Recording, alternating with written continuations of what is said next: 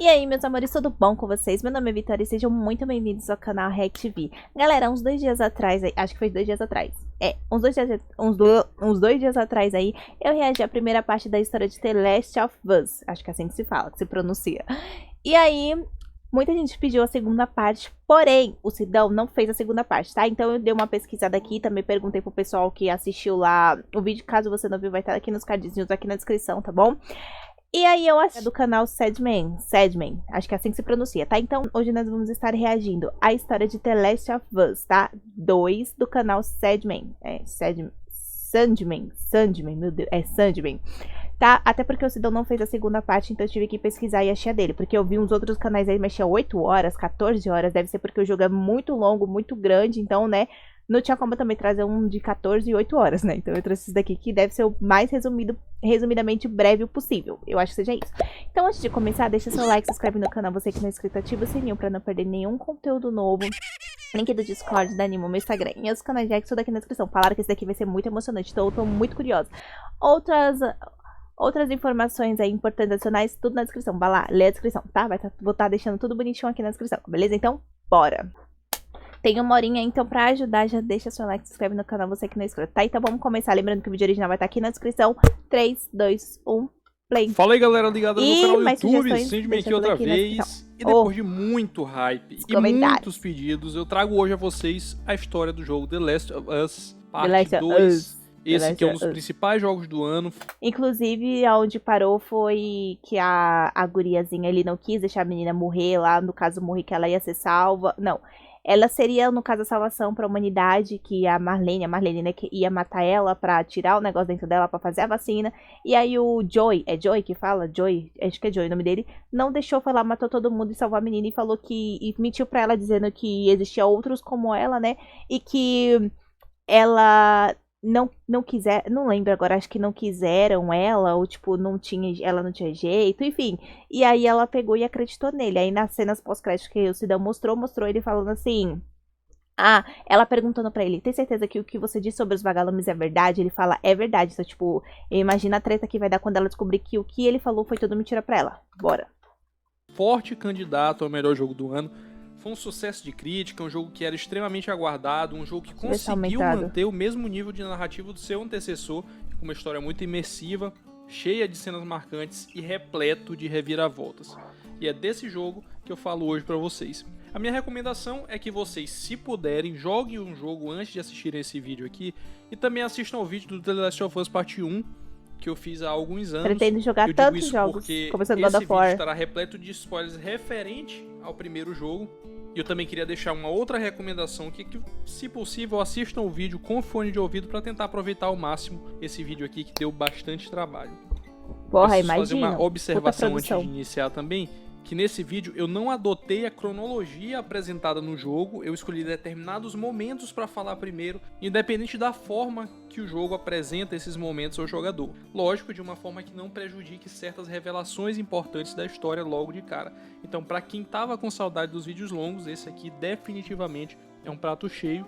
Em contrapartida, eu amo coisas longas, vocês, juro. Que é logo no começo do vídeo, deixa Olha o like para evitar de esquecer. Tem que falar, né? Me segue lá no Instagram, que eu estou usando bastante essa rede social, e se inscreva aqui caso não sejam inscritos. Antes de iniciar o vídeo, eu queria agradecer a PlayStation Brasil, que me deu esse jogo no lançamento, que possibilitou esse vídeo aqui também. Então, depois dessa longa apresentação, vamos para aquele que eu considero como um dos melhores por dentro da história já feitos por mim. Por dentro da história, The Last of Us Parte 2. Antes de iniciar a história propriamente dita, é importante apresentar uma breve recapitulação do que aconteceu há alguns anos. The Last of Us 1 se passa em anos diferentes, então ele começa em 2013, quando mostra o início do surto e a morte precoce da única filha de Joel. Em 2033 acontecem os eventos da DLC Left Behind, que mostra uma grande amiga de Ellie e a própria Ellie sendo mordidas por infectados, e esse evento é o que dá origem a toda a jornada do jogo que acontece entre 2033 e 2034, onde Joel, a pedido da líder de um grupo chamado Vagalumes, pede que ele leve Ellie até o quartel-general dos Vagalumes, pois Ellie é a única chance de se desenvolver uma cura para a doença que matou a maior parte da população dos Estados Unidos. A jornada causou várias baixas, seja de amigos de Joel ou de muitos outros grupos inimigos que cruzaram seu caminho. Depois de muitos percalços, Joel consegue chegar ao destino entregando Ellie aos vagalumes. Entretanto, ele descobre que a garota morreria no processo de se desenvolver uma cura. Nesse momento, ele resolve impedir o processo matando todos os vagalumes do lugar, incluindo o médico que faria a cirurgia e também a pessoa que deu origem à sua jornada, a própria Marlene. No final, o Joel mente para ela dizendo que não conseguiram achar uma cura, mas que existem vários outros casos de imunidade iguais aos dela. Após se recuperar dos efeitos da anestesia, Ellie, com lágrima nos olhos, pergunta a Joel se o que ele disse era verdade e ele jura que sim. A partir desse dia, eles resolvem se mudar para o assentamento do irmão do Joel, o Tommy. Eles iniciam uma vida normal dentro das possibilidades que esse mundo apocalíptico permite e passam a fazer parte dessa comunidade. Nessa comunidade, cada pessoa tem a sua função, seja patrulhar para combater infectados ou invasores, seja na obtenção de mantimentos, então cada pessoa ali tem a sua função. Em determinada patrulha que Joel e Tommy foram escalados, Joel, enquanto explorava o lugar, encontra um violão em bom estado de conservação e pensou em levar de presente para ele, e enquanto ele limpava o instrumento, ele confessou ao seu irmão o que eles queriam fazer com a Ellie em Salt Lake City, no hospital St. Mary, há alguns meses atrás. E quando ele falou para o Tommy o que eles queriam fazer com a Ellie, o Tommy perguntou o que ele fez, e ele disse que a salvou, o que implica dizer que, em outras palavras, se eles estavam ali era porque muitos vagalumes morreram naquele dia. O que você fez? Ah, dublar! Meu, essa voz! Salvei ela. Apesar da revelação bombástica, Caraca, Tommy diz a seu irmão Damon. que teria feito a mesma coisa e garante levar esse segredo para o túmulo caso ele julgue necessário. Por estar nessa vida mais calma, Joel passa a se aproximar mais da Ellie e querer de fato ter um relacionamento de pai e filha com ela. Isso porque desde eventos passados ele já vinha desenvolvendo esse sentimento por ela, muito por conta da perda precoce da sua filha. Nesse momento, com mais tempo livre, ele inclusive tenta cumprir uma promessa que fez a ela quando prometeu ensiná-la a tocar violão. Ele mostra a ela o violão que ele encontrou em uma das suas patrulhas e toca uma música para ela chamada Dias Futuros, onde uma das estrofes parece expressar exatamente o sentimento dele por ela, que diz assim: se por acaso eu te perdesse, eu com certeza perderia a mim mesmo. Ele mostra que sabe tocar e cantar e entrega o violão a ele, prometendo começar as aulas no dia seguinte. Passa-se algum tempo e chega o aniversário da Ellie, e Joel prepara uma surpresa para ela. Ele a leva para conhecer o Museu de História de Wyoming. Lá ele mostra algo inédito para ela, algo que ela sempre admirou, que eram dinossauros. O museu estava praticamente intacto, então esse detalhe faz com que essa experiência se pareça com o que as crianças tinham ao chegar a esse lugar. Ellie tem nesse dia aquilo que mais se aproxima de um relacionamento paternal. Ellie cresceu sem pai e sem mãe, o mundo que ela nasceu já era um mundo caótico, então ela não sabia como era o mundo antes da epidemia, e todos que eram próximos dela morreram ao longo da sua vida, ia falar e por isso isso agora. esse dia se torna tão especial em anos. E ela está acompanhada da pessoa que mais se importa com ela em todo o mundo. Ela nada, mostrando que aprendeu a nadar, brinca, explora o museu de dinossauros, o que a deixa maravilhada, em seguida conhece um observatório e, por último, Joel a mostra uma estação espacial réplica da que foi utilizada quando o homem foi à Lua.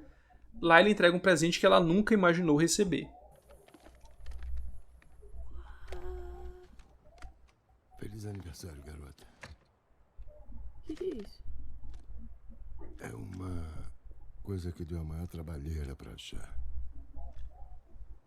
Toma. Nossa, ao realismo, velho, nessa cena, sem condições.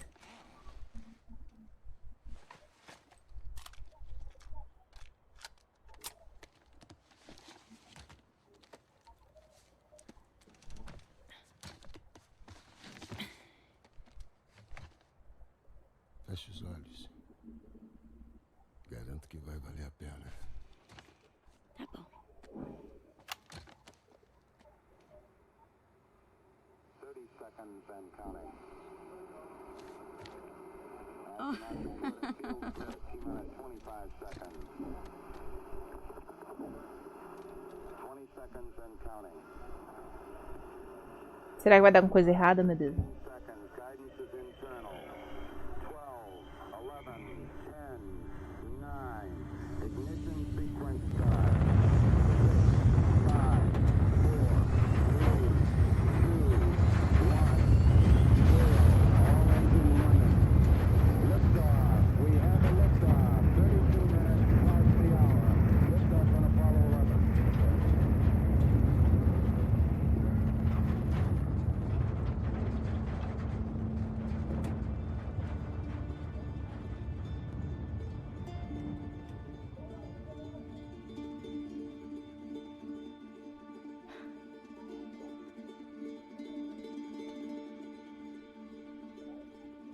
Tá muito quieta, eu desconfio.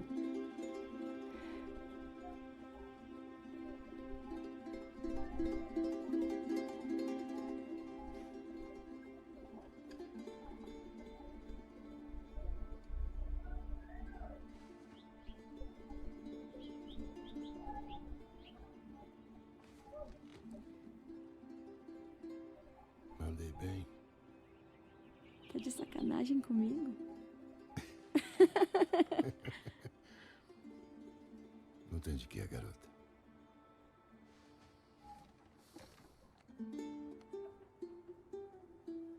Um ano se passa e Ellie sai para fazer uma patrulha junto de Tommy, que nota que ela tem alguma coisa estranha. Ela parece estar bastante preocupada, mas também não explica o motivo dessa preocupação. Tommy é o O irmão, Tommy né? leva ela para atirar em alguns infectados e em seguida a leva até Joel, que estava esperando por eles. Tommy pede que Ellie fale mais com Joel. Ao que tudo indica, ele ou algo relacionado a ele é possivelmente um dos motivos dela estar tão apreensiva, e isso estava refletindo na forma que ela o estava tratando. Joel novamente comenta sobre ela usar o violão e menciona que as cordas do violão que ele deu a ela nunca foram trocadas, então eles vão até uma loja de instrumentos musicais procurar por essas cordas, aproveitando que a tal loja se encontra no caminho da patrulha deles. No lugar, eles são surpreendidos por diversos infectados, incluindo instaladores e o infectado no seu último estágio, que é o Bloater. Lothar. Esse infectado é morto por Joel quando ele estava prestes a matar a Ellie. Caraca, agora eles estão pegando fogo, né? Como o local estava se tornando cada vez mais perigoso, eles resolvem sair e no trajeto até a saída eles encontram um corpo e mais um infectado. Esses dois eram do mesmo acampamento deles e eram um casal que resolveu sair para ajudar pessoas que precisavam de ajuda, mas acabaram sendo surpreendidos por uma horda de infectados e ambos foram mordidos. Eles combinaram se matar, mas o homem atirou na sua companheira e foi incapaz de atirar em si próprio. O tempo se passou e ele se tornou um instalador. Tudo isso foi relatado em uma carta encontrada e lida pela Ellie. Nesse momento, ela é até um pouco irônica em dizer que infelizmente eles não eram imunes como ela, como se estivesse suspeitando de Joel. Pena que não eram imunes, né?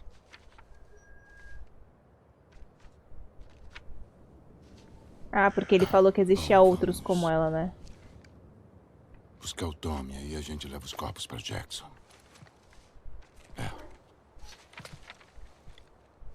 Quando você me tirou do hospital dos vagalumes,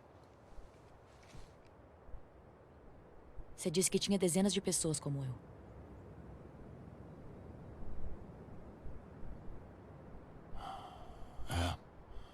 Foi o que me disseram.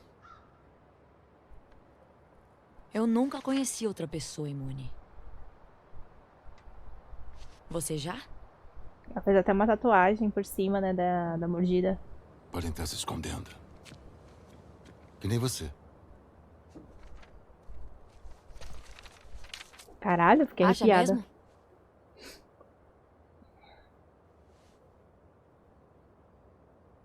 Acho que não é hora para esse assunto. Atravessamos o país inteiro pra você me levar pros vagalumes. Eu tinha tantas perguntas pra eles. E por que você me tirou de lá ainda inconsciente? Porque eu deixei fazerem os exames. Mas vi que iam ser inúteis e quis tirar a gente de lá. Como você sabe que iam ser inúteis? Se você tivesse dado Ellie. mais tempo, eles podiam ter descoberto Ellie. alguma coisa. Não tinha nenhuma cura. Eles não podiam ter feito nada por essas pessoas nem por ninguém. Sei que você queria que as coisas fossem diferentes. Eu também queria.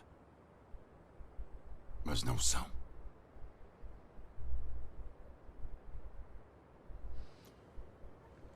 A gente tem que levar esses garotos para a família deles.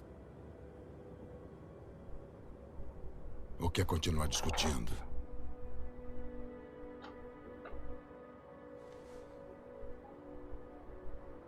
Não. Meses se passam e ele resolve tirar todas suas dúvidas em uma tentativa de descobrir se Joel falava a verdade ou não. Ela vai até o hospital onde ela seria operada anos atrás e lá ela encontra uma carta de um ex-vagalume relatando que o grupo havia debandado e encontra um gravador que revela o que realmente aconteceu naquele dia. Disseram que mesmo que a gente achasse ela ou por milagre achasse outra pessoa imune, não faria diferença. A única pessoa que poderia desenvolver uma vacina morreu. Por milagre achasse outra pessoa imune, não ia fazer diferença. Por milagre achasse outra pessoa imune, não ia fazer diferença. A única pessoa... Ali!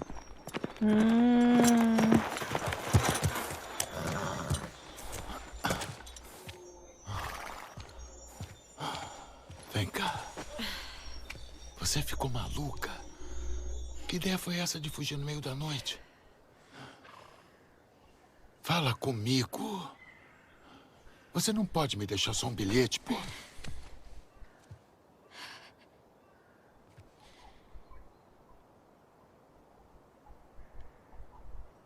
Me fala. O que aconteceu aqui?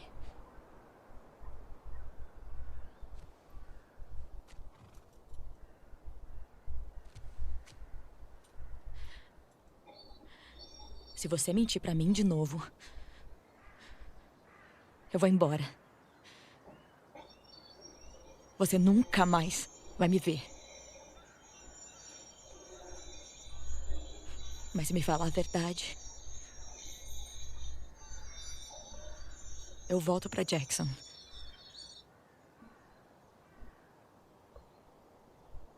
Pode ser o que for.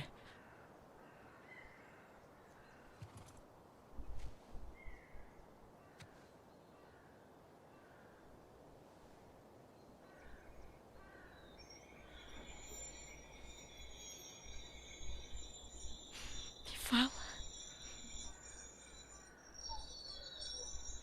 Caraca, que tensão, velho.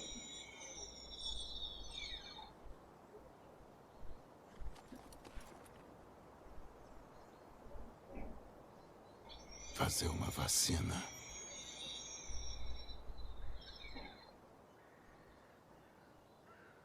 Teria te matado.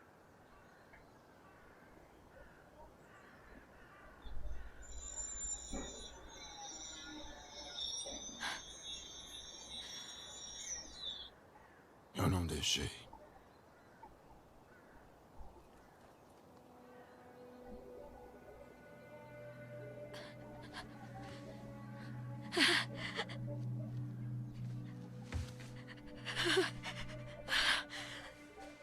Oh, meu Deus.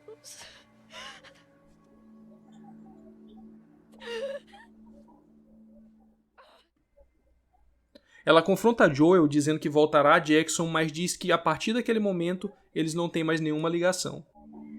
E a gente acabou.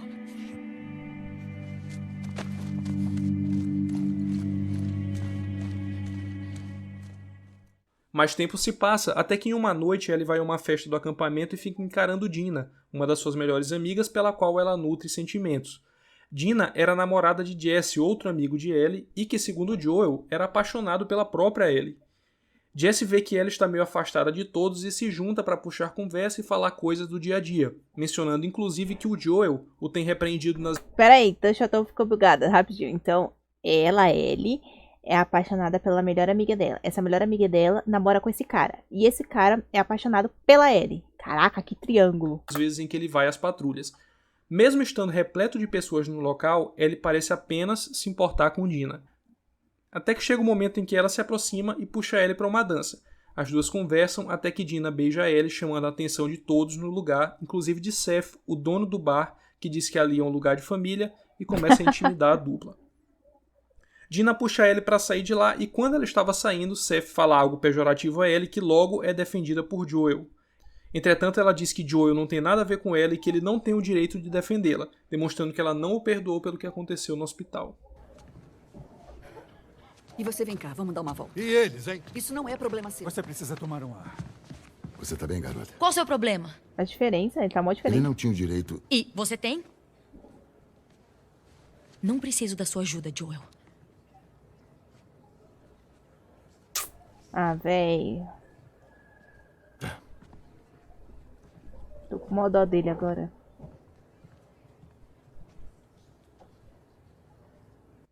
Na mesma noite, ela vai até ele talvez como uma forma de arrependimento, e o chama para conversar. O Seth estava sob controle. Eu sei. E você tem que parar de atormentar o Jesse nas minhas patrulhas. Ok.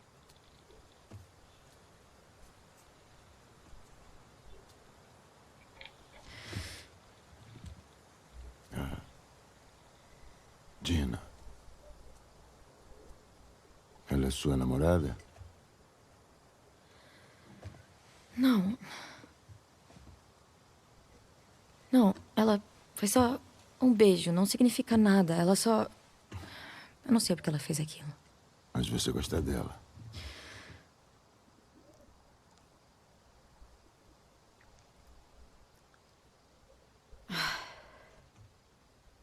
Eu sou tão burra. Olha, eu não faço ideia de quais são as intenções dela, mas... eu sei que ela será sortuda se ficar com você.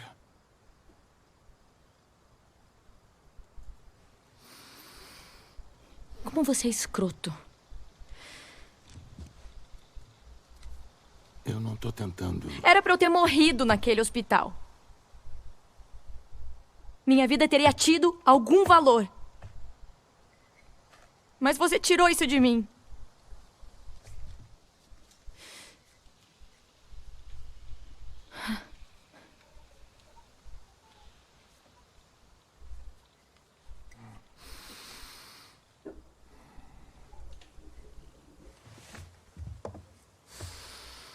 Se Deus me desse uma segunda chance naquele momento,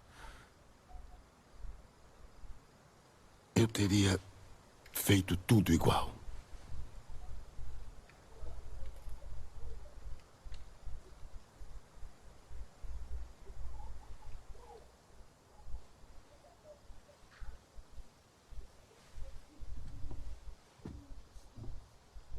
Sei.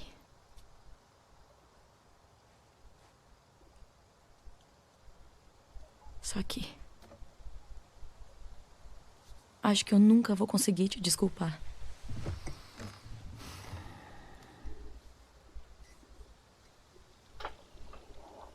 Mas tô disposta a tentar.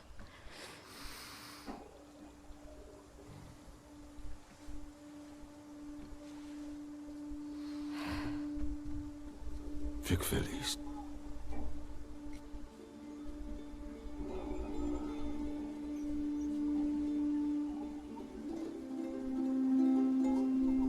Certo.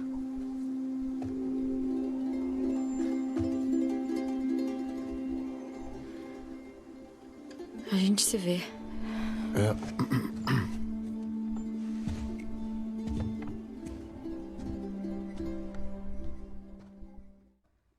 Na manhã seguinte, Joel e Tommy saem em uma patrulha e Ellie e Dina saem em outra.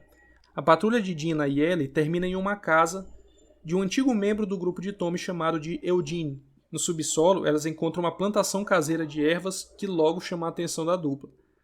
Elas conversam e Dina novamente se insinua para Ellie, demonstrando que também possui interesse nela, e as duas acabam ficando por lá mesmo. Enquanto isso, a patrulha de Joel acaba ficando encurralada por diversos infectados e eles acabam inclusive salvando a vida de uma jovem que andava por ali, cujo nome é Abby. Os três fogem e chegam até aquele mesmo chalé que Joel, Tommy e Ellie estiveram há um ano. Aqui eles ficam encurralados e é quando Abby sugere a eles irem até um chalé próximo dali, onde seus amigos estão passando um tempo. Ao chegar no lugar, tanto Joel quanto Tommy são surpreendidos pelo grupo. Eu sou a Mel, aliás. Tommy, esse é meu irmão. Joel.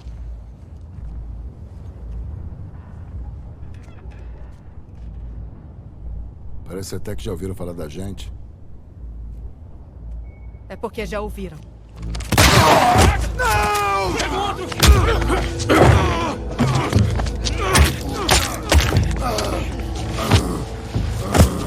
Será que são os vagalumes? Ele apagou. Segura ele. Tommy! Me larga! Me larga!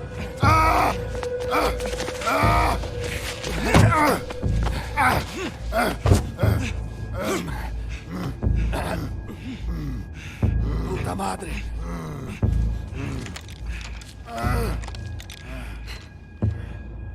São que restou dos vagalumes, né? Joel Miller.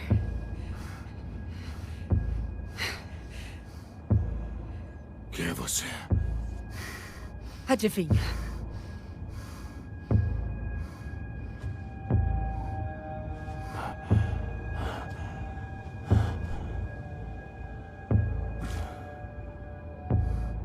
Fala logo o discurso que você preparou e acaba logo com isso.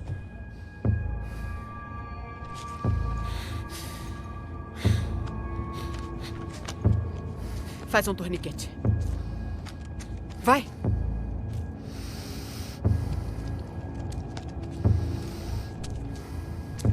Cara, eu tô impressionada com os gráficos, tipo, ao extremo, véi. Com a dublagem, meu Deus. Não se mexe, porra. Puta merda!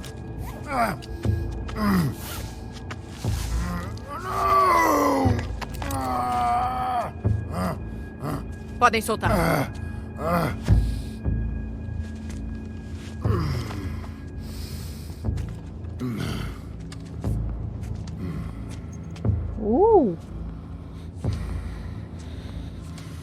Seu velho idiota. Seu fim não vai ser rápido. Passados alguns minutos, Jesse diz a Ellie que Joel e Tommy não apareceram, o que obriga a Ellie a ir atrás dele. Ela chega no porão da casa onde ele estava e se depara com uma cena que ela nunca esperou ver. Joel caído no chão, completamente machucado, praticamente morto, e é rendida pelo grupo e obrigada a assistir essa mulher, até então misteriosa, encerrar a vida de Joel de uma forma cruel. Como assim encerrar? Aí, já deu! Você já se vingou, tá? Já deu! Solta! Vocês estão fodidos! O que tá rolando? Solta ele! Quem é essa? Solta Ela entrou ele! escondida. Por que você não tá de guarda lá fora? Nós achamos que ia aparecer alguém. Porra, o que você esperava? Vamos vazar antes que a cidade toda venha pra cima da gente. O tempo acabou. Queremos a mesma coisa, né? Termina. Agora.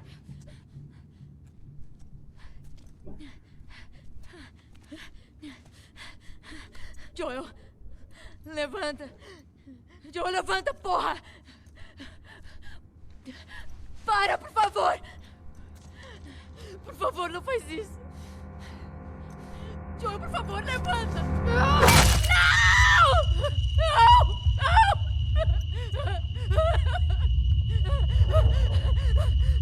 Queima no inferno, pendejo.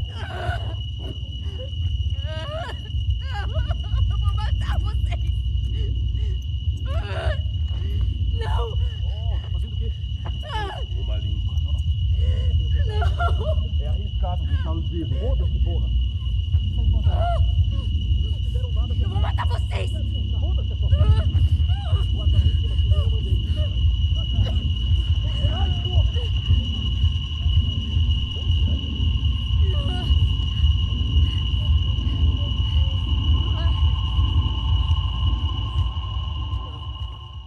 Após jurar vingança contra ela, ela é golpeada e acaba desmaiando.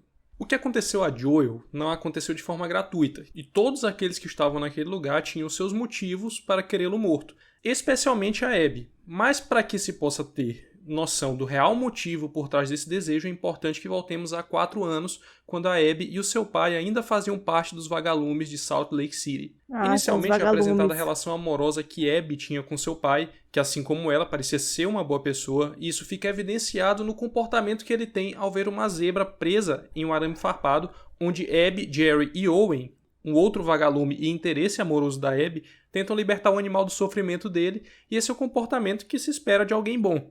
Assim que eles fazem isso, o Owen informa a Jerry que a garota que Marlene havia falado sobre a imunidade chegou até esse hospital. Eu não havia falado, mas Jerry é médico e por isso o interesse na Ellie. Ele toma conhecimento que já estão realizando os testes nela. Imaginei que é feita uma bateria de exames na Ellie e constatam aquilo que eu já falei algumas vezes. Ela realmente é imune à infecção e o Cordyceps sofreu uma mutação no organismo dela. Mas para que eles possam pensar em extrair uma cura, ela deveria morrer no processo e isso gera um conflito entre a Marlene e o Jerry. Tem jeito de remover o espécime sem destruir o hospedeiro. O hospedeiro? Ela é uma menina, não é uma placa de Petri. Você acha que eu não... Eu tô ciente da situação. E tudo bem matar ela? Não, tudo bem pra mim desenvolver uma vacina que vai salvar milhões de vidas. Quantos vagalumes morreram por muito menos? Foi escolha deles. Você tá me pedindo ou me informando que vai ser assim? Eu tô implorando pra você. E se fosse a Abby? Olha, tudo que nós vivemos lutando, todos os sacrifícios, as coisas horrendas, tudo isso vai ser justificado nesse instante. Se fosse a sua filha, o que você faria? Marlene aceita o que ele fala e diz que irá contar a notícia a Joel, pois é justo que ele saiba o que irá acontecer, pois ele viajou o país inteiro até chegar a entregar a ele aos vagalumes. A Abby ouviu parte dessa conversa e responde ao seu pai a pergunta que Marlene fez a ele, que caso ela fosse imune, ele deveria fazer a mesma coisa, pois, em outras palavras, o todo é bem mais importante que o individual. O que se desenrola é o que já foi visto. O médico assassinado por Joel era o pai de Abby, e esse foi o gatilho que impulsionou a sua busca, para não dizer obsessão, por vingança. Depois do massacre promovido por Joel, o grupo dos vagalumes se dissolve e Abby, Owen e outros ex-vagalumes resolvem iniciar uma nova vida em Seattle. Depois de alguns meses, eles se juntam a um grupo militar chamado Washington na Luta pelo Futuro, sigla WLF, um grupo altamente organizado e liderados por um homem chamado Isaac. Abby e Owen são novatos nesse grupo, mas mesmo assim começam a quebrar algumas regras, como por exemplo se ausentar do acampamento, e eles fazem isso pois o Owen disse que queria mostrar um lugar a Abby e ele a leva até um aquário. Ali eles descobrem que existia uma família onde a mãe havia sido assassinada pelos militares e o pai resolveu não fazer nada, e em razão disso os dois filhos do casal resolveram se vingar e se unir a um grupo chamado de Cicatrizes ou Serafitas, que eram os inimigos da WLF. A Abby já havia comprado a narrativa do Isaac e já via os Cicatrizes como inimigos, mas o Owen tenta mostrar a ela que tudo depende do ponto de vista, já que os próprios vagalumes um dia também foram vistos como terroristas pelos militares. E explorar esse lugar e saber mais sobre essa família mostra a eles que as coisas nem sempre são preto ou branco. Nesse atual momento, Abby e Owen estavam namorando e em um momento ele tenta algo mais, mas a Abby evita, mostrando que ainda está muito chateada por não ter nenhuma pista sobre o paradeiro de Joel. Apesar disso, ela está obstinada a tentar achá-lo, e isso visivelmente deixa a Owen chateado, pois ao que tudo indica, o objetivo de vida dela passou a ser vingar o seu pai. Alguns meses se passam e Owen e Abby já não são mais um casal, apesar disso são bons amigos. Owen constantemente frequenta o mesmo aquário e agora ele namora com uma outra ex-vagalume, uma médica chamada Mel. Abby se mostra mais bem-humorada que o de costume e diz que encontrou uma pista de um assentamento onde o Joel pode estar, e a pista é bem fidedigna, pois foi dada por um ex-vagalume que conhecia o Tommy. Ela diz que conseguiu a autorização de Isaac para buscar por Joel e todos os ex-vagalumes do seu grupo já deram seu ok. Ela precisa agora somente da confirmação de Owen. Eles viajam até Wyoming e encontram o assentamento de Jackson, e assim que Owen descobre a localização do assentamento, ele conta a Abby que Mel está grávida, deixando ela visivelmente incomodada com a notícia. Ela segue sozinha e acidentalmente, após ser surpreendida por uma horda de infectados, ela acaba sendo salva por Joel e Tommy. E o que se desenrola a partir daqui todos já sabem. Aqueles vagalumes que estavam no hospital em Salt Lake City e que aceitaram se vingar de Joel estão todos reunidos nessa sala e o torturam e posteriormente o matam. Os ex-vagalumes são Mel, a médica e namorada de Owen que estava grávida, ela é a que se apresenta a Tommy inicialmente, Nora é a que golpeia Tommy com a coronha da pistola, Nick é um dos que seguram o Tommy, Jordan é o que tem o rosto cortado por Ellie e que posteriormente a chuta enquanto está no chão, Manny é o que cospe no corpo de Joel e tenta matar Ellie em seguida, e os já conhecidos Abby e Owen. Além deles, há uma mulher que só estava lá acompanhando que não tem muita participação, chamada Leah. Depois de se recuperar dos ferimentos, Tommy vai até a casa de Ellie tentando convencê-la a dar mais um dia para que ele possa tentar juntar mais gente para encontrar o grupo de Abby. Ela, muito a contragosto, aceita. O que ela não contava era que Tommy estava ganhando tempo para protegê-la. Esse dia que ele pediu de prazo, na verdade, serviu para ele sair antes e sozinho atrás da Abby.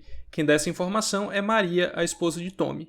Ellie presta uma última homenagem a Joel e, junto de Dina, eles partem em direção a Seattle, que era a localização conhecida da sede da WLF. Depois de uma longa jornada, elas finalmente chegam em Seattle. Mano, ele morreu A uma mesmo. primeira vista, o lugar parece ter sido palco de uma guerra civil, as estradas estão destruídas e podem ser vistos corpos de diversas pessoas espalhados pelo local, principalmente de membros da FEDRA, a organização militar que comandava as zonas de quarentena há alguns anos. Os confrontos foram travados entre a WLF e a FEDRA, o que resultou na vitória da WLF e a aparente extinção da FEDRA.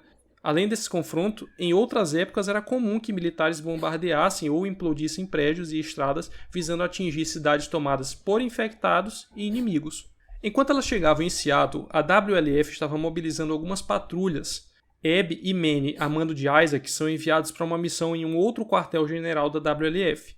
A Washington, na luta pelo futuro, montou uma estrutura muito bem feita em um estádio de futebol com direito à energia elétrica, academia, escola para crianças, refeitório, agricultura e pecuária, armamentos, veículo, enfermaria, dentre outras várias coisas. Só que para manter toda essa estrutura é necessário recursos e para isso patrulhas são enviadas a todo tempo para as localizações próximas, sempre expandindo e montando acampamentos e providenciando recursos. Entretanto, algo parece estar diferente agora. Jordan, um dos amigos da Abby, estranha o fato deles estarem recuando. Ele foi mandado para uma missão de exploração, mas que deveria voltar logo em seguida, contrariando a postura de expansão. Apesar de haver um chamado para que todos voltem para os acampamentos, ele fica feliz, pois assim a sua namorada Lia, que havia sido mandada em uma missão, também voltará mais cedo. Manny e Abby são acompanhadas por Mel, a pedido do próprio Manny, que notou que o relacionamento entre ela e Abby não anda nada bem depois do que aconteceu a Joel. A Mel, por ser médica, não estava acostumada à forma brutal como Abby o matou, por mais que ela achasse justo o que aconteceu a ele, ela não era uma soldada assim como eles. Além do trio, eles também levam a Alice, uma pastor alemão, que foi treinada para essas missões. No trajeto até o destino, o grupo é surpreendido por um bando de cultistas chamado Serafitas, ou apelidado por eles de Cicatrizes. A emboscada termina em um acidente de carro sem maiores problemas, eles enfrentam dezenas de infectados e vários Serafitas até chegarem no destino. Mel acaba sendo atingida, mas também nada muito sério, e quem cuida dela é a Nora, outra ex-vagalume que também estava com Abby em Jackson. Nora mostra a quantidade de corpos de soldados que têm chegado, inclusive mostra em um dos sacos o cara que estava acompanhando o Owen em uma missão, o que deixa ela bastante preocupada, já que faz bastante tempo que não se tem notícias dele. E se o parceiro de missão dele acabou sendo morto, possivelmente algo de ruim aconteceu a ele também. Abby e Manny se encontram com Isaac, que revela que em razão dos confrontos frequentes entre eles e os Serafitas, ele resolveu planejar um ataque massivo contra a base dos cultistas. Por isso essa base estava tão cheia de soldados. Eles aproveitariam uma tempestade que cairia em aproximadamente 2 dias para tornar a chegada mais furtiva, e ele queria que Abby e Manny liderassem o primeiro ataque. Abby pede que Isaac libere Owen para ir com ela, tentando saber se Isaac sabe do paradeiro dele. E Isaac diz que, ao que tudo indica, o Owen desertou e não faz mais parte da WLF. O motivo é que, aparentemente, o homem que Nora havia mostrado há poucos minutos a ele, e que era o companheiro dele na missão, foi atingido pelo próprio Owen ao tentar defender um Serafita. E essa história foi contada por esse mesmo cara antes de morrer. Abby pede para que Isaac a deixe ir atrás do Owen para que ela possa justificar essa história, mas Isaac nega. Mesmo assim, ela resolve ir atrás dele, desobedecendo a ordem do seu líder e se colocando em risco de receber uma punição. Manny a acoberta e ela vai em direção ao aquário, local onde ela sabia que muito provavelmente ele estaria. Nesse meio tempo, Ellie e Dina seguem até um hotel e lá encontram corpos de diversos membros da WLF, incluindo um dos que estavam na cabana no dia da morte do Joel. Esse homem era chamado de Nick. Ela atribui esse ato ao Tommy, pois essa forma de interrogatório ela já conhecia e era o modo que o Joel usava para interrogar suas vítimas. Elas descobrem um possível lugar onde o Tommy pode estar, mas no caminho até lá elas são emboscadas por membros da WLF. Um dos soldados atira a queima-roupa na égua que elas estavam utilizando e em seguida nocauteia ele. Quando ela acorda, ela está diante de Jordan, aquele mesmo cara que a cortou no rosto e que a chutou na barriga. O outro membro, chamado de Mike, diz que tem ordens para matar qualquer intruso que possa aparecer, e quando ele estava pronto para executar Ellie, Dina dispara contra ele, o matando, mas acaba se machucando após cair da claraboia graças aos tiros disparados por Jordan. Jordan tenta matar Dina, mas Ellie consegue se soltar e matar o primeiro da sua lista. No corpo de Jordan, ela encontra uma carta de Lia junto de uma foto, e essa carta indica que Lia estaria em uma patrulha em uma estação de TV, e elas duas resolvem seguir até lá tentando buscar mais pistas. No lugar, elas se deparam com um massacre. Alguns membros da WLF são encontrados mortos alvejados por flechas, incluindo a própria Lia. Enquanto Ellie buscava por pistas do resto do grupo, uma outra patrulha da WLF que resolveu investigar o motivo de não estarem respondendo os contatos aparece no lugar forçando as duas a saírem do local. Na fuga, elas acabam caindo em um lugar repleto de esporos e a máscara de Ellie acaba quebrando. A Dina prontamente se solidariza com sua namorada e decide entregar a máscara a ela, mas Ellie revela que é imune aos esporos e retira a máscara para provar isso. Elas continuam fugindo de uma horda de infectados até que Dina parece não aguentar mais o cansaço e as duas resolvem descansar em um teatro próximo dali. No lugar, as duas têm um desentendimento. Primeiro pela surpresa em saber que existia alguém imune, e segundo porque a Dina aproveita para revelar que suspeita que está grávida. O que a gente vai fazer agora? Nada. Eu só preciso descansar um pouco. Mas que merda. Desde quando você sabe? Atrasou umas semanas atrás. Semanas? Mas a gente podia... A gente ainda podia ter voltado. Eu não sabia.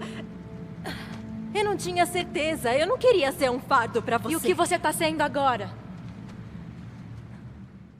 Por conta do clima ter ficado mais pesado entre as duas, aí ele vai dar uma olhada no lugar para garantir se elas estão em segurança. Durante esse tempo, Abby estava se dirigindo para o acampamento de Owen e no trajeto acaba sendo pega por um grupo de serafitas liderado por uma mulher chamada Emily. Abby é levada até a floresta para ser enforcada num ritual de libertação feito pelos serafitas. Junto dela, uma jovem chamada Yara também é capturada. A principal razão dessa jovem ser capturada é que ela é considerada uma apóstata, ou seja, desistiu de ser uma serafita e por isso deveria ser punida com a morte.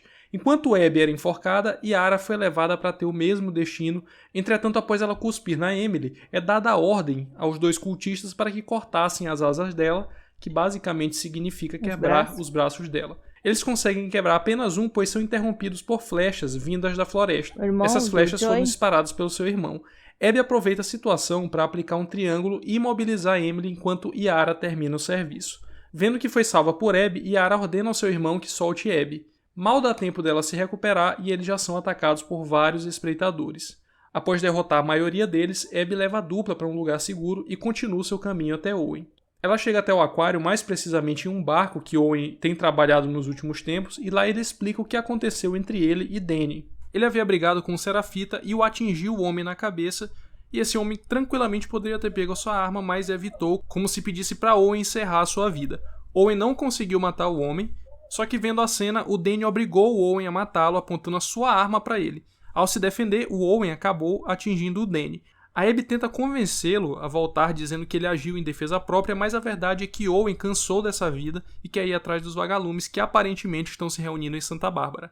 Abby aparenta não se importar com essa reunião e alega que Owen não amadureceu por ainda estar preso ao passado, eles acabam se desentendendo e o Owen questiona a hipocrisia de Abby. A briga não dura nada e eles terminam a briga resolvendo algo que deixaram pendente no passado. Se os vagalumes estiverem mesmo em Santa Bárbara, aí eu vou pro outro lado, cacete. Eles vão ficar juntos. Que foi? Nada, não. Desculpa se eu cresci. Devia crescer também. Aí, como eu faço isso, Abby? Procurando as pessoas que mataram a minha família? Tô lembrando disso. Cortando elas? Eu posso torturar elas até elas chorarem.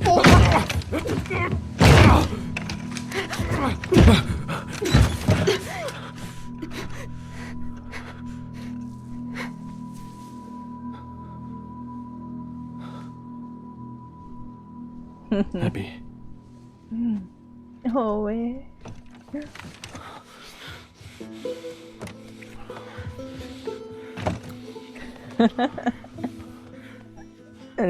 Ia falar a história desse. contada por Owen impactou Abby de tal forma que ela passa a ter pesadelos com Lev e Yara mortos.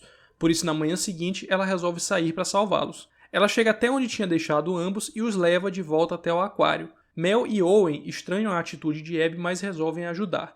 Abby precisaria trazer medicamentos para fazer a amputação do braço de Yara, pois esse seria o único jeito de salvá-la, só que para isso eles precisariam tomar um atalho construído pelos serafitas. Nesse trajeto, Abby fica sabendo mais sobre Lev, que na verdade era uma menina no seu nascimento, e seu nome era Lily.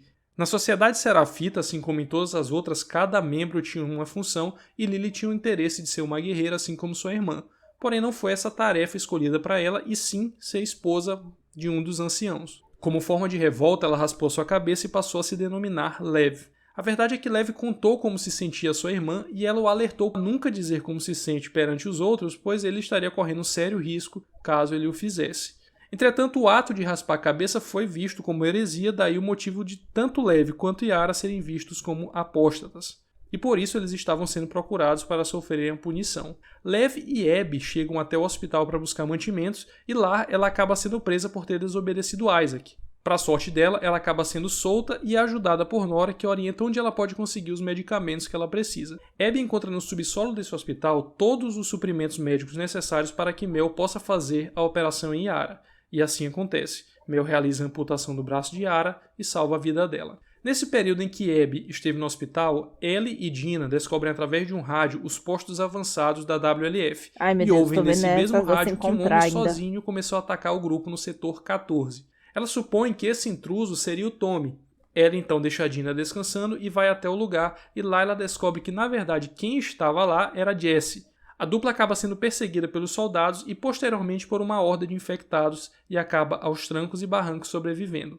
Algumas horas depois, eles voltam até o cinema para descansar e pela primeira vez Ellie se sente como se estivesse sobrando naquele lugar, tudo motivado pela forma como Dina estava tratando Jesse. Jesse descansa e Dina passa a cuidar de um dos ferimentos de Ellie e aproveita para informar que tem informações de Nora e que ela estava em um hospital próximo buscando mantimentos. Então Ellie parte direto para o mesmo hospital que Abby estava horas atrás. Ela chega no hospital matando todos que encontrou pela frente até chegar na Nora. Ela a rende perguntando informações sobre a Abby, mas a Nora consegue de alguma forma fugir e deixar Ellie mais indignada ainda. Você ainda ouve os gritos dele?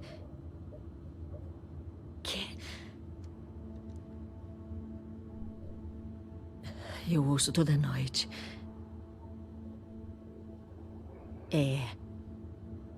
O filho da p*** teve o que mereceu.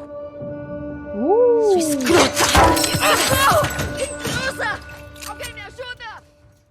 Depois de uma breve perseguição, as duas caem em um subsolo cheio de esporos e Nora começa logo a sentir os efeitos no corpo dela. Elas ficam isoladas e Ellie pode ficar a sós com Nora, podendo assim interrogá-la. A princípio, ela evita revelar qualquer informação sobre Abby, mas Ellie consegue ser convincente o suficiente para arrancar informações dela, descobrindo assim que Abby estava no aquário. De fato, a Nora não mentiu e Abby estava realmente no aquário, na companhia de Lev, Yara, Mel, Owen e a cadelinha Alice. Há um plano traçado por Owen para todos ali, onde ele queria fugir para Santa Bárbara, onde havia rumores de uma reunião dos vagalumes, e ele queria levar todos ali com ele. Abby presencia duas discussões nesse momento. A primeira entre Yara e Lev, que discutem pois Lev queria levar a mãe deles junto. Só que Yara sabe que se a mãe o visse daquela forma, ela certamente o mataria. A segunda discussão acontece justamente com a Mel, que começa a agir por ciúme, imaginando que Abby estava ajudando os dois serafitas apenas para impressionar o Owen. O Lev não quer sair de Seattle. O Owen chamou eles pra Santa Bárbara. A cara do Owen. Ai, ai. Imaginei que você já teria dissuadido ele da ideia.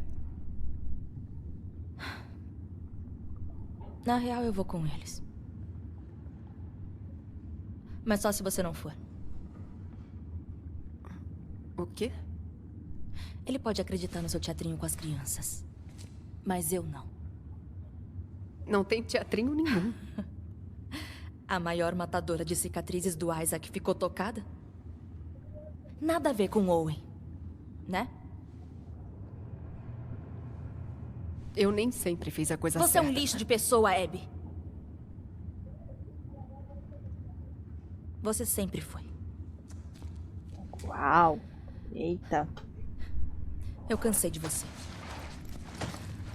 Ela tá grávida, que a agonia não pode passar nervoso. Você quer ajudar essas crianças? Saia da vida delas enquanto ainda não fudeu tudo.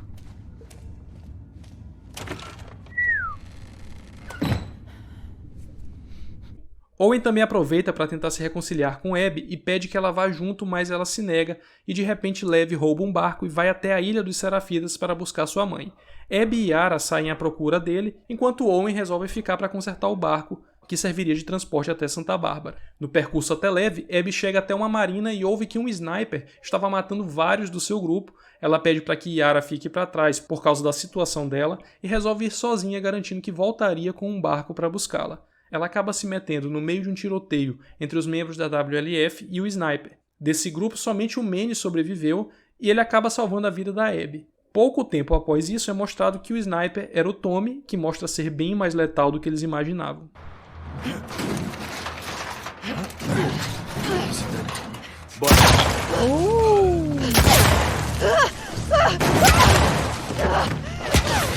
Tommy veio como? Ao perseguir Tommy, ela é surpreendida por ele e graças a Yara, ela se salva e acaba derrubando Tommy na água. De lá, as duas seguem para a ilha dos Serafitas. Enquanto isso, Ellie sai acompanhada de Jesse para ir até o aquário, só que no meio do caminho, eles ouvem alguns soldados que foram chamados com urgência para a marina por causa de um sniper que estava causando muitas baixas, e Jesse deduz que esse sniper muito provavelmente é o Tommy.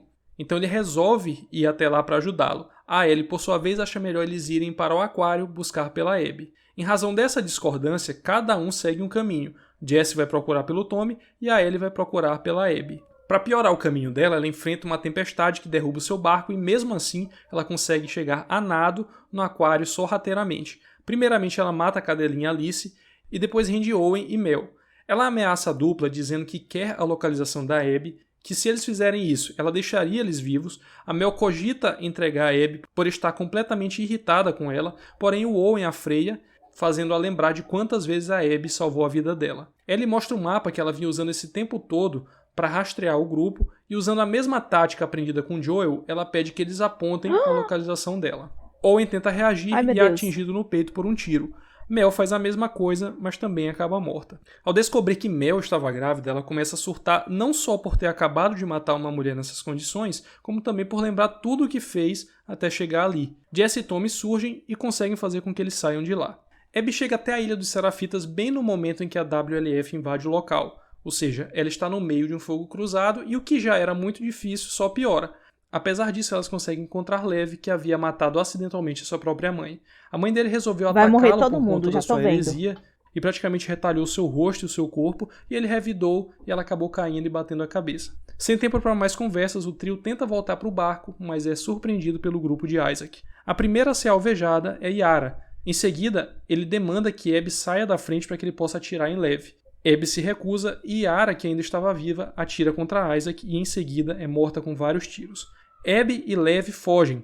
Quando os dois voltam para o aquário, eles encontram os corpos de Owen e Mel e graças ao mapa esquecido por Ellie, agora a Abby pode ir atrás deles. No cinema acontece um confronto.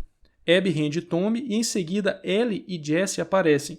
Jesse logo é alvejado no rosto e morre. Ellie acha que o motivo dela estar indo atrás do Joel era porque ele havia matado vários vagalumes, mas a verdade é que não era exatamente isso. Abby estava a ponto de matar Ellie, mas Tommy impede e acaba levando um tiro no rosto também. Começa uma perseguição entre as duas e por conta do porte físico bem maior, a Abby acaba levando vantagem. Ellie é salva por Dina, que começa a ferir Abby com uma faca, só que logo é atingida por uma flecha de Lev. Abby destroça com a Dina, e quando ela iria matá-la, Ellie pede para ela não matá-la pois ela estava grávida. Lembrando que sua inimiga fez a Mel, ela vê nesse ato uma vingança melhor ainda. Entretanto, Lev a chama a razão, fazendo ela repensar e deixar as duas vivas.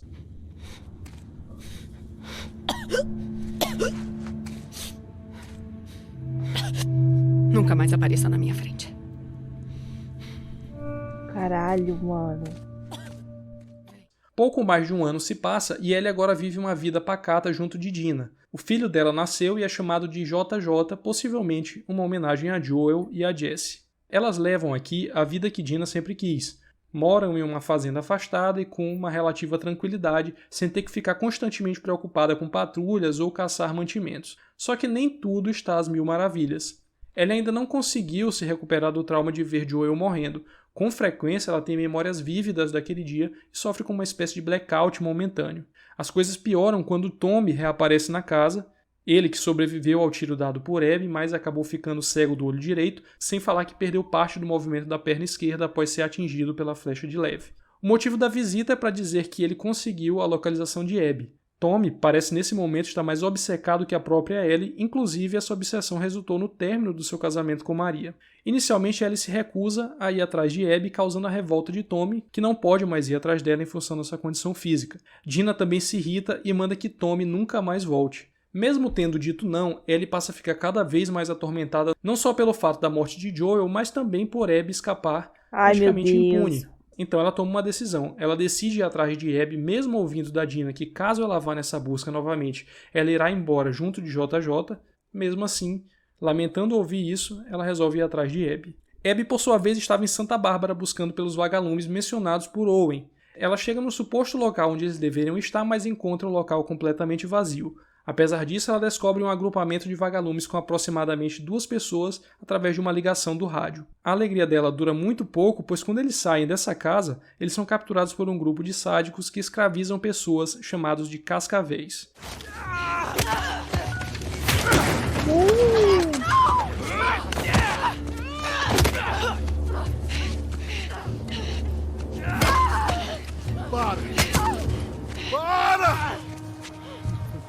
Mano, esse jogo é todo... Alguns meses se passam e Ellie se depara com esse mesmo grupo e consegue informações que levam ela até Abby. Essa jornada fez com que ela perdesse ainda mais peso, ficasse mais queimada de sol, sem falar nos perigos que ela teve que superar para chegar até esse local, e tudo isso acaba, de alguma forma, impactando o psicológico dela.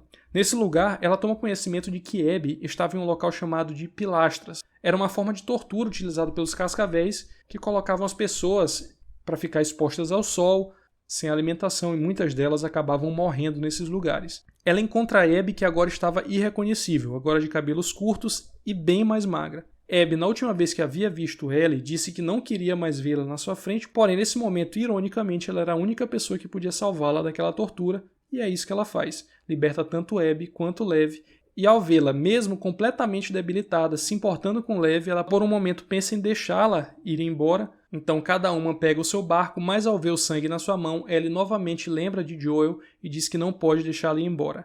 Abby evita a luta, mas Ellie ameaça matar Lev, obrigando ela a lutar. A luta causa prejuízo dos dois lados. Ellie acaba perdendo 2 dedos no combate, mas mesmo assim, ela estava vencendo a luta e quando estava perto de concluir sua vingança, ela desiste de afogar Abby e liberta ela, fazendo assim com que cada uma siga o seu caminho. Ellie volta para casa e, como havia dito que faria, Dina foi embora e a casa agora estava vazia. Ela tenta uma última vez tocar a música que Joel tocou para ela há alguns anos, mas agora, sem 2 dos dedos, ela era incapaz de montar os acordes. Ela abandona o violão na casa e vai embora. Possivelmente Ellie já havia voltado para Jackson assim que voltou de Santa Bárbara, pois ela estava limpa e sem machucados e havia voltado talvez para se despedir daquele lugar. A verdade é que aquele violão que ela deixou para trás representava Joel, já que foi um presente dado por ele a ela, e representa também a renúncia do sentimento de vingança, por isso ela deixou o violão na casa e finalmente resolveu seguir com sua vida.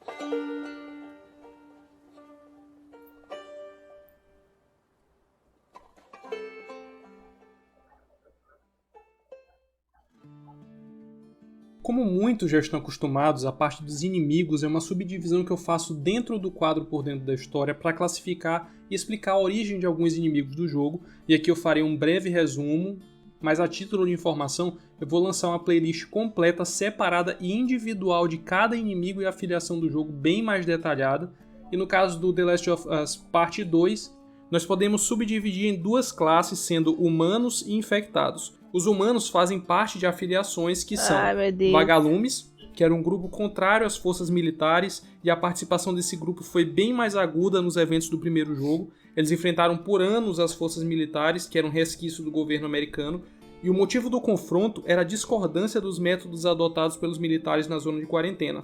O grande objetivo dos vagalumes no primeiro jogo era buscar uma cura através de uma operação de engenharia reversa na única pessoa conhecida que possuía a imunidade a essa infecção do Cordyceps, que era a Ellie.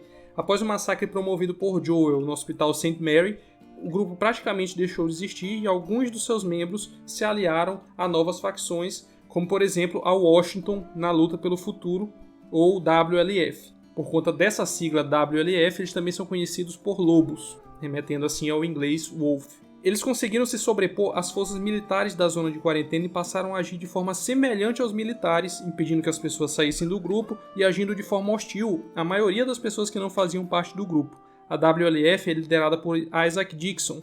Inicialmente não era ele o líder do grupo, mas à medida que a cadeia de comando foi morrendo nas lutas contra os militares, ele passou a ser considerado líder e sob a sua liderança foi que a WLF passou a ter mais êxito, tanto no que diz respeito a um aumento do grupo quanto no controle de áreas estratégicas. Com o passar do tempo, esse grupo não via mais os militares como principais inimigos e sim um outro grupo chamado de Serafitas. Os Serafitas são cultistas que seguem as regras de uma suposta profetisa que atribuiu o caos que caiu sobre a humanidade a um castigo por conta da evolução tecnológica. Por isso esse grupo tenta de toda forma retomar o contato com a natureza, evitando qualquer coisa derivada de tecnologia como eletricidade e armas de fogo, apesar de alguns poucos utilizarem armas de fogo. E o início da luta contra os lobos aconteceu após a morte da profetisa, quando os anciões resolveram deturpar os ensinamentos de sua líder e passaram a ver a WLF como inimigo e a guerra por território começou a se tornar bem mais frequente. No que diz respeito às práticas ritualísticas, os Serafitas costumam cortar os seus rostos como tipo de rito de iniciação, daí o apelido que eles têm de cicatrizes, e são extremamente cruéis com os seus inimigos, e apesar de toda essa crueldade, segundo um dos seus membros, não era a base da religião deles essa forma de agir. A religião deles foi deturpada, como eu falei, logo após a morte da profetisa. Outra afiliação presente nesse universo são os Rattlers, ou Cascavéis. Eles representam o grupo mais sádico de todos que eu citei até aqui. Eles matam por prazer, infectam pessoas por diversão e estão muito bem armados, possuem prisões para pessoas capturadas, e aqui eles podem fazer com que essas pessoas sejam escravas, e as que conseguem fugir ou se rebelam são enviadas para serem expostas na praia em estacas de madeira para morrerem de insolação e desidratação. Esse lugar que eles enviam é chamado de Pilares. E por último, a Fedra, que apesar de não ser enfrentada, é bastante mencionada nesse jogo, e essa organização era um resquício do governo americano e durante os anos iniciais da epidemia era o grupo militar dominante, mas com o passar dos anos foi perdendo seus membros, que acabaram debandando para as afiliações que eu mencionei até aqui. Então essas são as afiliações referentes aos humanos, mas tem também os infectados, começando pelos corredores, que assim como no primeiro jogo representam o primeiro estágio da infecção. Normalmente eles iniciam a transformação entre 1 e 2 dias, e nesse estágio os infectados tornam-se mais agressivos. Deve ser muito eles difícil atacam jogar, ao menor sinal de movimento. Eles agem com base nos seus instintos, apesar de ser possível ver que em alguns casos, alguns desses infectados ainda preservam um pequeno senso de humanidade, como se entendessem o que estão fazendo, mas não conseguissem controlar seus corpos. O segundo estágio da infecção é o que pode ser visto nos perseguidores. Nesse estágio, os infectados estão contaminados e chegam a esse estágio em até 1 ano do início da infecção. Eles ainda preservam traços humanos, mas já é possível ver partes do Cordyceps saindo dos seus corpos, e eles recebem o nome de perseguidores ou stalkers porque é comum vê-los espreitando antes de atacar. Eles preservam a velocidade dos perseguidores e são ainda mais agressivos e resistentes. O terceiro estágio dessa infecção transforma esses infectados em clickers ou instaladores. Eles recebem esse nome pelo barulho característico que eles emitem. Os instaladores já não possuem um rosto visível, são cegos em função da carapaça de fungos que cobre o seu rosto e boa parte do seu corpo já foi tomada pelos fungos em razão do tempo passado desde o início da infecção, que normalmente é de 1 ano após a exposição à infecção. São bem mais resistentes e agressivos que as fases anteriores e podem matar com um único golpe. O quarto estágio da infecção é o que é visto nos Byakus ou Bloaters. Esse estágio não é tão comum, leva anos para que o infectado chegue a esse estágio de um bloater. Normalmente o tempo de vida dos infectados não é muito longo, porque eles são caçados o tempo todo, o que impede que eles cheguem até essa fase. Isso aí, ó. Então por isso, normalmente esse tipo de infectado é encontrado em locais mais inacessíveis e com uma concentração maior de esporos. Os Byakus têm o corpo todo revestido por uma carapaça, que torna essas criaturas bem mais resistentes, além de poder usar bombas de esporos contra seus inimigos. Assim como os instaladores, os Byakus também são cegos e se baseiam pelo som para encontrar seus inimigos. Existe uma variação dessa quarta fase que são os trôpegos ou shamblers. Entretanto, essa criatura passou por uma mutação diferente por causa do ambiente em que ela vive. Os trôpegos tiveram uma influência direta dos locais alagados para que tivessem uma mudança na sua evolução.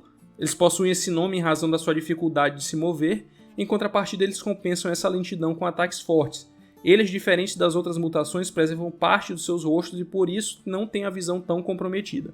Assim que morrem, eles liberam uma espécie de ácido que pode infectar quem estiver por perto. E por último, chamado Rei dos Ratos, ele é uma amálgama de todos os tipos de infectados, A primeira vez que se tem contato com esse inimigo é no subsolo de um prédio voltado para atender pessoas na época do surto inicial, ou seja, essa criatura passou aproximadamente 25 anos no subsolo e, dada a concentração de esporos em um local fechado, os infectados foram se aglomerando até virar um amontoado gigante.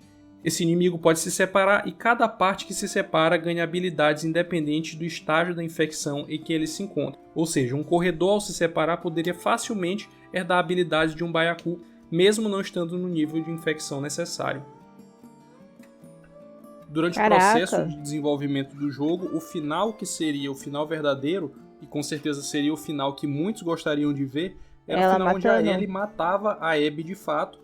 Entretanto, o diretor achou que esse final não seria condizente para as duas personagens, seria algo clichê que nós já vimos aí em 1 milhão de jogos ou filmes, onde a vingança seria concluída. Entretanto, era de se pesar tudo que a Ellie também fez e que nessa história faria bem mais sentido se o final fosse onde ela deixasse a Abby ir embora. Até Tem uma cena onde a Ellie lados. surpreende uma mulher que estava jogando em um PlayStation Vita e há diversas menções a consoles e jogos da Sony nesse jogo aqui.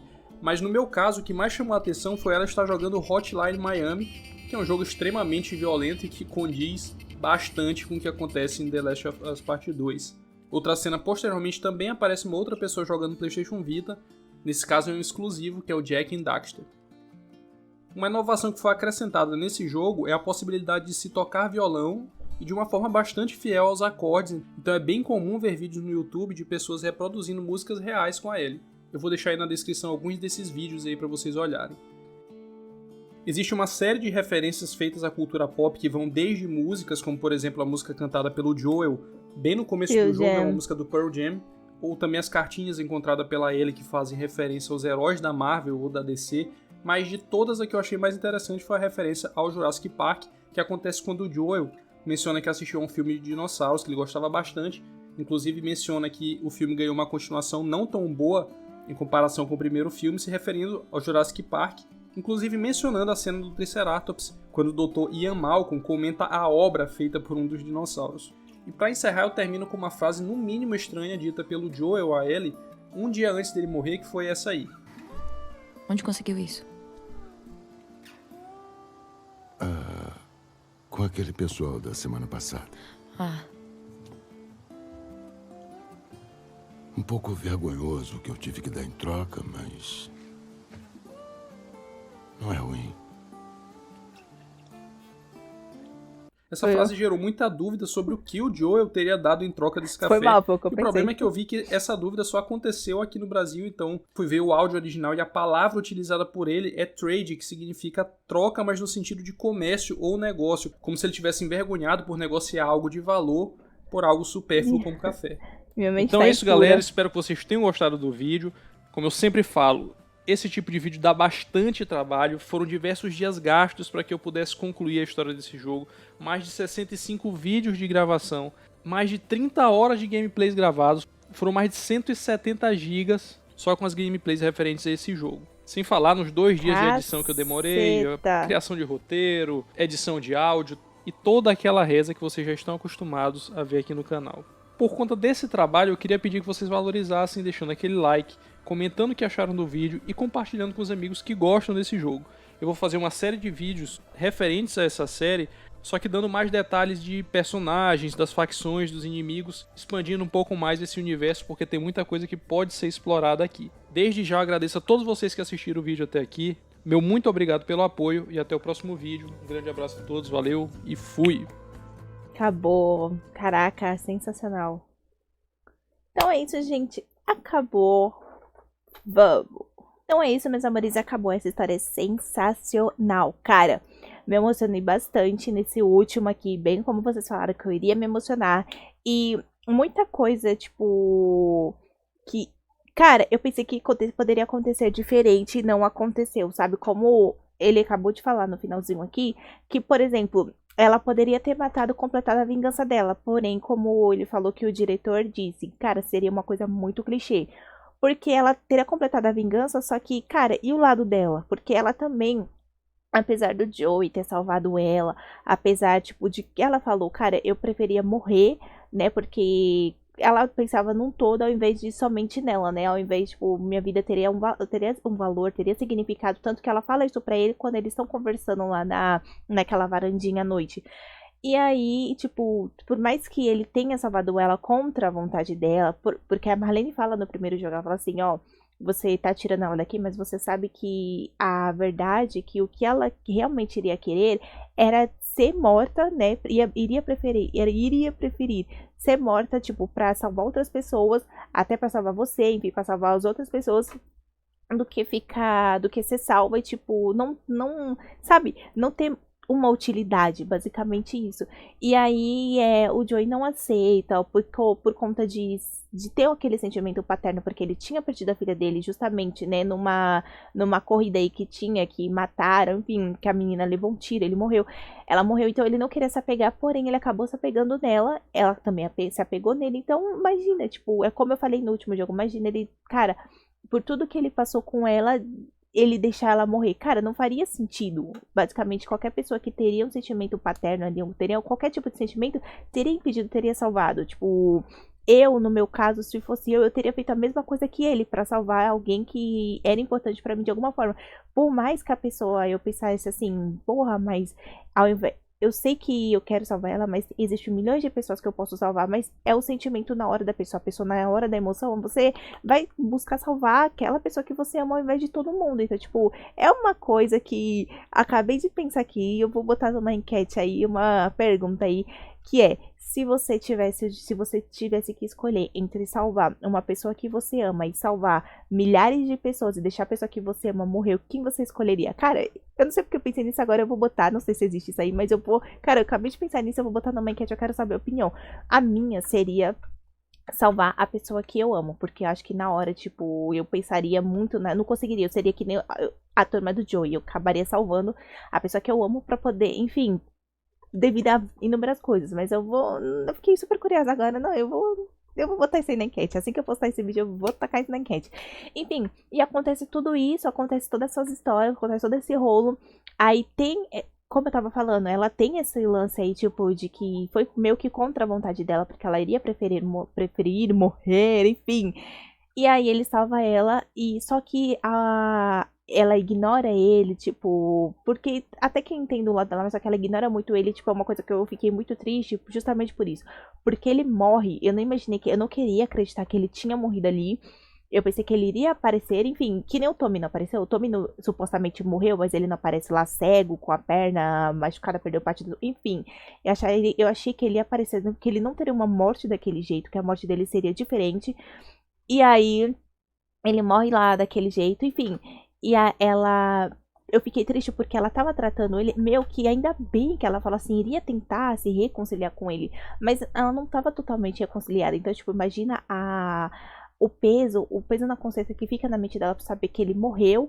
E ela não tem mais como realmente ficar 100% de boa com ele, cara. É aquela coisa que você tá de boa, você tem um amigo, você é um irmão, você tem que for. Aí você briga com aquela pessoa e Deus o livre, aquela pessoa morre no outro dia, cara. Imagina o peso na consciência que você ficaria. É a mesma coisa dela. Então ela passou os dias dela buscando vingança contra a Abby. Então é como eu falei, a Abby, ela, como o cara falou aqui, o Sandman, ele falou... O Joey morreu, mas ele morreu por um motivo também, que foi, porque assim como ele quis salvar a Ellie, ele acabou matando pessoas que eram importantes, pessoas que tinham família. Então imagina as pessoas, imagina a Abby ver o pai dela morrendo ali porque o cara não aceitou a menina ser morta e matou todo mundo. Cara, é um rolo que não tem um lado certo pra escolher, não tem. E tipo, como eu falei, eu fiquei triste, mas eu curti muito o final.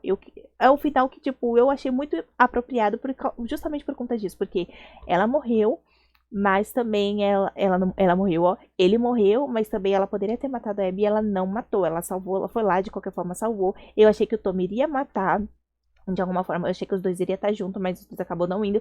E eu fiquei triste, tipo, é uma série que traz muitas coisas do realismo, tipo, muita coisa que poderia ter acontecido na vida real, pode acontecer na vida real.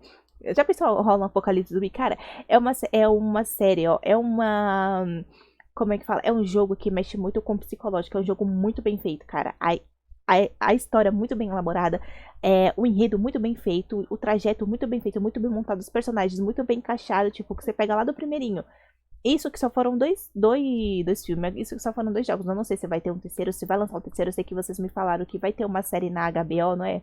Ou uma série, não sei, alguma série que vai ter de The Last of Us. Tipo, a história é muito boa, merece. Digníssima de um filme, digníssima de uma série. Cara, vai ser sensacional. Eu não vou perder, eu vou assistir. E, cara, ficou lindo. Eu me emocionei bastante, porque eu não queria que ele tivesse morrido. Como eu também não queria que bastante pessoas ali que morreram não tivessem morrido. Eu achei que ela acharia uma cura de alguma forma. Eu achei que eles seriam, tipo, terminariam um final feliz. Não será muito clichê, mas eu ficaria mais feliz se fosse com um final clichê. Não sei porque eu sou dessas. E eu imagino que vai ter um outro jogo. Eu imagino que vai ter um outro tipo de jogo que, porque até então ela ainda tem várias coisas pra fechar a ponta. Ficou em várias coisas em pontas abertas. Provavelmente deve ter outro jogo. Se tiver, comenta aqui. Se não vai ter, comenta aqui. Eu quero saber. Eu fiquei com super dúvida.